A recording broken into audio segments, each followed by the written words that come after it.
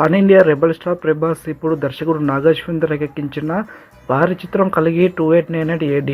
మరి మన తెలుగు నుంచి మాత్రమే కాకుండా టోటల్ ఇండియా సినిమా నుంచి కూడా వరల్డ్ లెవెల్లో భారీగా దీనిని ప్రజెంట్ చేస్తుండగా ఈ చిత్రానికి ప్లానింగ్లు కూడా మేకర్స్ మామూలు లెవెల్లో చేయడం లేదు.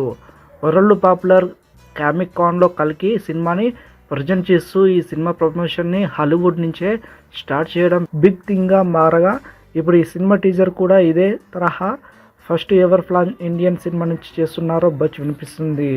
పలు హాలీవుడ్ సినిమాల టీజర్ని మొదటగా ప్లే చేసి హైయెస్ట్ వ్యూవర్షిప్ కలిగిన సూపర్ బౌల్స్ ఈవెంట్లో అయితే కల్కి టీజర్ని ప్రజెంట్ చేసే విధంగా సన్నాహాలు జరుగుతున్నాయని, ఒకవేళ ఇదే కానీ జరిగితే ఇండియా సినిమా నుంచి వెళ్ళిన మొదటి సినిమాగా కల్కి నిలుస్తుందని తెలుస్తుంది. మరి ఇందులో ఎంతవరకు నిజముందో కాలమే నిర్ణయించాలి.